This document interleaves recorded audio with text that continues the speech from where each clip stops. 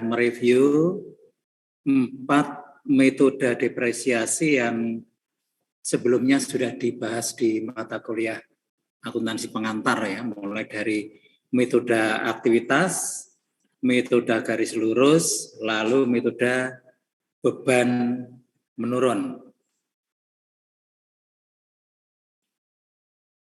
Nah, lalu sudah kita bahas contoh yang pertama ya, sampai dengan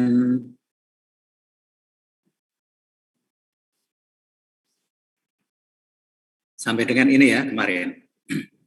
Nah, sekarang kita akan teruskan membahas kelanjutan dari materi ini. Yang pertama adalah depresiasi komponen.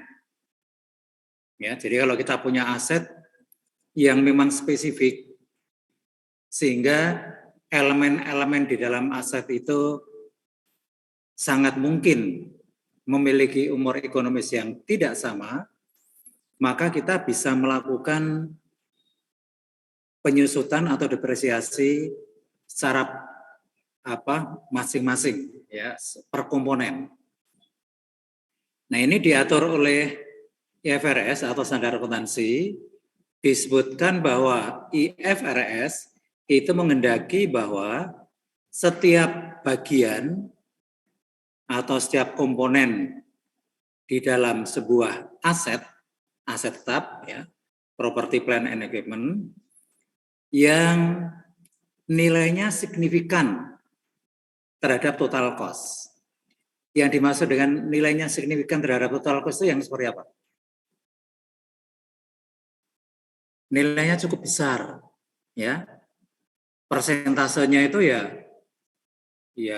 cukup besar lah itu. Kalau misalnya total 100% ya, total 100%, kemudian terdiri atas komponen A itu 40%, nah ini yang masuk dalam pengertian significance to the total cost of the asset.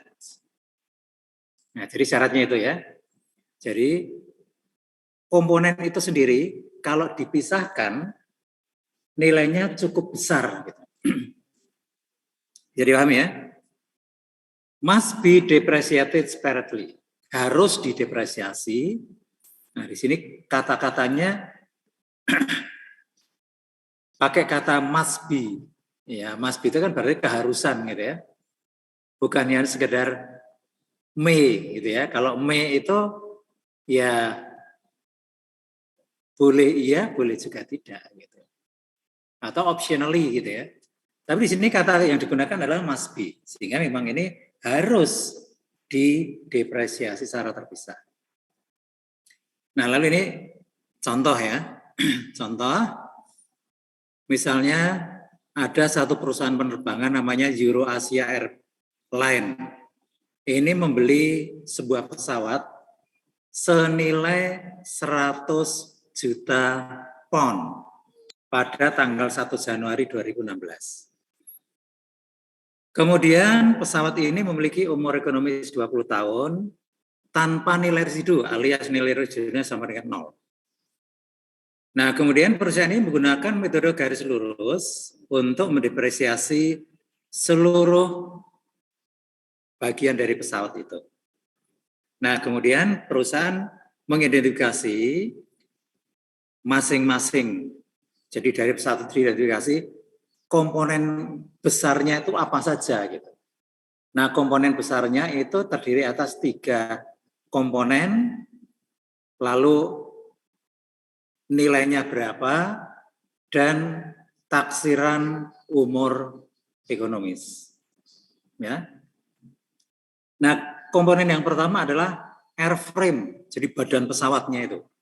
Badan pesawatnya termasuk sayapnya, termasuk kabinnya, semuanya badan pesawat itu 60 juta. Berarti kan 60% dari total cost-nya tadi ya. Kemudian komponen yang kedua adalah engine atau mesin. Ya, mesin itu 32 juta atau 32%. Kemudian komponen sisanya, ya, misalnya kursi, ya macam-macam itu peralatan yang ada di dalamnya itu 8 juta. Nah, ternyata masing-masing memiliki umur ekonomis yang berbeda. Ya, yang berbeda. Nah, sehingga meskipun itu satu kesatuan, tapi kita mendepresiasinya per komponen. Ya. Nah, cara ngitungnya ya kalau sudah seperti ini sama.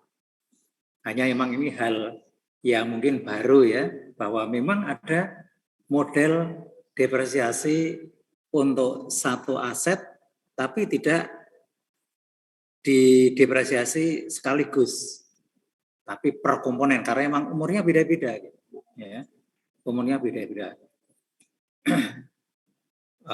Mesin ya, mesin itu kan kalau pesawat terbang itu coba kita lihat dalam satu hari sejak jam 6 pagi sampai mungkin sampai jam 10 malam itu kan dipakai terus itu tiap hari itu, ya kan? Tiap hari.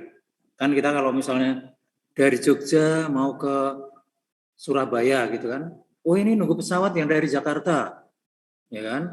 Atau nunggu pesawat yang dari Manado. Nah itu terus saja itu, ya sehingga memang apa engine ini sangat pemakaiannya sangat intens ya. Ditambah memang ini juga apa namanya, kalau pesawat itu kan penaksiran umur ekonomisnya harus lebih konservatif ya. Ingat konservatif ya. Harus lebih hati-hati. Meskipun mungkin kelihatannya masih bisa dipakai, tapi kalau secara teknis sebaiknya sudah tidak dipakai. Gitu ya. Itu kalau untuk mesin pesawat ya harus segera dihentikan. Kenapa? Ya kalau mobil mogok di jalan nggak masalah ya. Kalau pesawat lalu mesinnya mati satu, ya, atau bahkan mati dua-duanya. Ya kalau beruntung seperti yang dulu pernah landing di mana Bengawan Solo itu ya, kan pernah ada itu mati total itu, ya mesinnya mati total itu. Jadi nggak pakai mesin itu. Untung lokasinya sudah dekat dengan itu dan pilotnya canggih itu, ya. Semuanya selamat kecuali satu pramugari yang memang terlempar keluar itu. Ya. Nah itu, oke. Intinya itu ya.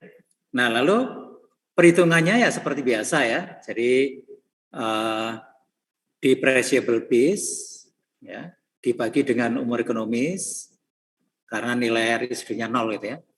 Lalu ketemu depresiasi per komponen berapa, setelah itu ditotal.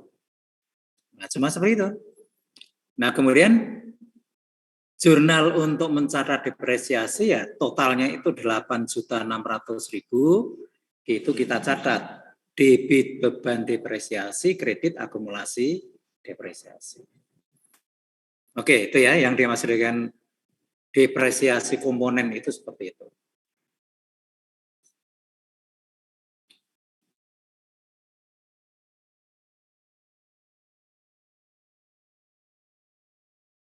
Akumulasi